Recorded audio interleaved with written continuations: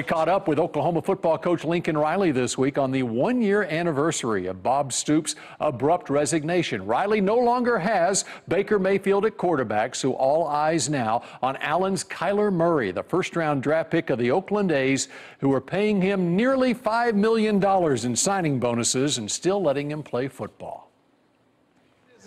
Well, he flies. I was excited for him. You know, we were hoping he would go in the first round. Yeah, and then to go there in the top 10. I mean, what a thrill for him and his family. You know, it's not easy playing one sport at the college level, so you do both of them. You see some of the strain that puts on him, all the challenges that he's had to face. So happy to see that, you know, that came through and created a great opportunity for him. So what kind of dynamic does that create now going into this football season? Not much, you know. He's there with us now this summer, and he's getting ready to play football, and so I don't really, it doesn't feel any different, you know. I think it's exciting for him that he's got something maybe in the bag, so to speak, and then after this football season, he'll, you know, hopefully he'll put himself in a position where he has a lot of options. And at the end of the day, all of us hope for the kid that he can do what he wants to do, and whatever that is, that's up to Kyler and his family, and I'm glad that he's got options and has put himself in a good position. Are you ready to announce yet that he's the starting quarterback? No, not yet. There's a process, right? There is. We got some good competition. What is it that he brings to your offense that makes him really unique? He's a dynamic athlete. I mean, I think anybody that's seen him play, you know, recognizes that. He has game-changing athletic ability, and but he's also I would say even an underrated thrower. You know, people kind of get mesmerized by how athletic he is, but he can throw the ball very well, and is going to make people account for that as well. So, you know, you hope you have a guy that when he's playing his best can put the defense in a tough position and continue the great trend we've had of pretty good quarterback play at OU. Of course, this is an anniversary for you. Given much thought to a year ago today and what happened on June 7th? Not today much, not too sentimental. It's just kind of been a busy day as normal.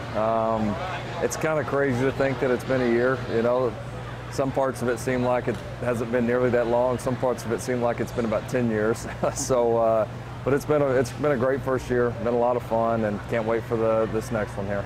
When did you find out? Was it the day of the press conference? How did it go down? I knew about a week before that he was considering it, but I did not know for sure until the actual day it happened.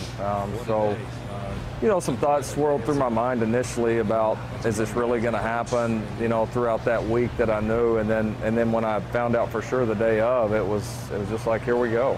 What is it that sticks out as the biggest highlight in your mind?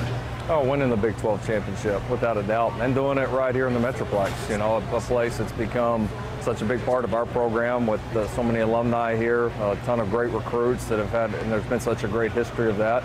And then the successful games we had down here, of course, winning the Red River shootout again, and then winning, you know, the Big 12 championship back again against a really good TCU team. So it was a great year. A lot was accomplished, and excited for the future.